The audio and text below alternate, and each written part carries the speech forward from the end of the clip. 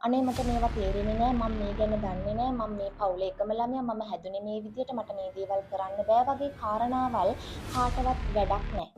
අද වීඩියෝ එක ටිකක් සංවේදී කාරණාවක් සම්බන්ධයෙන්. මීට දින දෙකකට කලින් චූටි පුතෙක් මිය ගියා පොකුණකට වැටිලා වයස අවුරුදු 1මාරයි.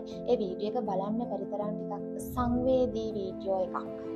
ඉතින් මට හිතුණා මේ ගැන ටිකක් කතා කරන්න ඕනේ කියලා. මොකද මේ වගේ සිද්ධි මීට පෙරත් වාර්තා වෙලා තියෙන නිසා. ගම්පල ප්‍රදේශයේ සිද්ධ වුණා එක්තරා මරණයක්. ඒ තමයි බෙන් හිල් ඉන්ටර්නැෂනල් ප්‍රී ස්කූල් කියන ස්කූල් එකේ අවුරුදු 5ක වයස දරුවෙක්ට අත්තක් කඩාගෙන වැටිලා ඒ දරුවා මිය යනවා. තවත් දරුවෝ දෙන්නෙක් තුවාල ලබනවා. ඒ වගේම මාවනැල්ල ප්‍රදේශයේ සිද්ධ වෙච්ච එක්තරා මරණයක් තියෙනවා. පොල් ගෙඩියක් හිසට වැටිලා දරුවෙක්ගේ අවුරුදු 3මාරයි. 2021 දී තව චූටි පුතෙක් මැරෙනවා වයස අවුරුදු 5යි.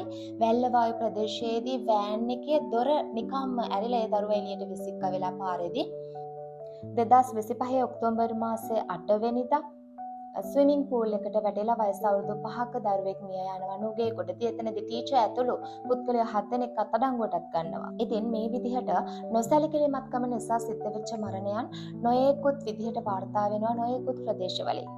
අන්න ඒ නිසා දෙමව්පියෝ විදිහට අපිට වගකීමක් තියෙනවා. ඩේ කෙයාර් එකක් කොහොමද තියෙන්න ඕනේ, ප්‍රී ස්කූල් එකක් කොහොමද තියෙන්න ඕනේ කියන කාරණාව ගැන නිවැරදිව දැනගන්න.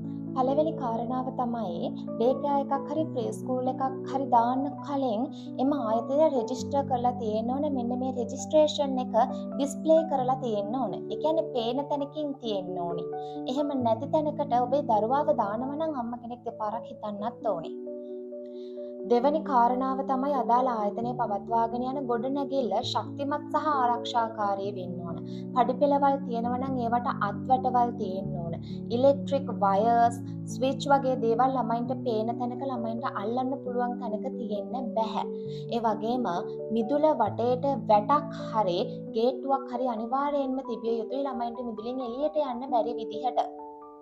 ඊළඟ කාරණාව තමයි අනාරක්ෂිත විදිහට වැව්, පොකුණු, ලිං තියෙන්න බෑ. ගස්වැල් පවා තියෙන්න බෑ. අඩුම ගානේ පොල් ගහක්වත් තියෙන්න බෑ සෙල්ලම් මිදුල ආශ්‍රිතව. දරුවෝ කොයිම වෙලාවකවත් තනියම ඉන්න බෑ. සෙල්ලම් කරන වෙලාවදී පවා ටීචර් කෙනෙක් නිරීක්ෂණය කළ යුතුමයි.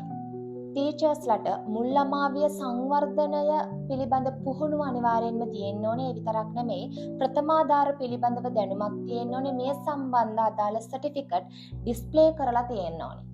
ඉතින් දෙමව්පියෝ විදිහට අපිට වගකීමක් තියෙනවා තමන්ගේ දරුවා ඩේ කෙයාර් එකකට දානවා නම් ප්‍රී ස්කූල් එකකට දානවා නම් මෙන්න මේ ක්වොලිෆිකේෂන් ටික සම්පූර්ණ කරලා තියෙනවද කියලා දැනගන්න එක. ඒ සම්බන්ධ දැනුමක් ඔයාට නැත්නම් ඒ දැනුම හොයාගන්න වගකීම තියෙන්නේ ඔයාගේ අතේ. දැනුම හොයාගෙන යන්න පුළුවන් ක්‍රම ඕන තරම් ලංකාවේ දැන් තියෙනවා. ලෝකෙත් එක්ක කනෙක්ට් වීමේ හැකියාව තියෙනවා. ඉතින් ඒ නිසා දෙමව්පියන්ට හැකියාවක් තිබිය යුතුයි. දෙමව්පියන්ට තේරුමක් තිබිය යුතුයි. තමන්ගේ දරුවා දාන්නේ කොතනටද? මං ඒ දරුවා එතෙන්ට දැම්මේ ඇයි කියන කාරණාව ගැන හරි අවබෝධයක්. ඔයා අවුරුදු 18 අම්මා කෙනෙක් වුණත් අවුරුදු 35 අම්මා කෙනෙක් වුණත් ඔයා අම්මා කියන වගකීම තමන්ගේ හිස මත පටවගෙන ඉන්නේ.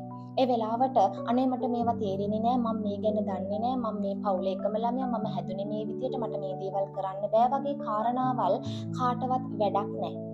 අන්න ඒ නිසා හැම තිස්සෙම දරුවෙක් හදනවා නම් දරුවෙක්ගේ වගකීම ඔයා ගන්නවා නම් ඒ වගකීම හරියට ඉෂ්ට කරන්න පුරුදු විය යුතුයි. ඉතින් දෙමව්පියෝ තමන්ගේ අස්මානෙන් පිට තමන්ගේ දරුවව නවත්වලා යනකොට මම මේ දරුවව නවත්වලා යන්නේ මොන වගේ ක්වොලිෆිකේෂන් තියෙන තැනකද මොන වගේ මිනිස්සු ළඟද කියලා හරියට සැලකිල්ලෙන් බලන්නේ නැත්නම් මේ වගේ සිද්ධි ඉස්සරහටත් වාර්තා වෙවි.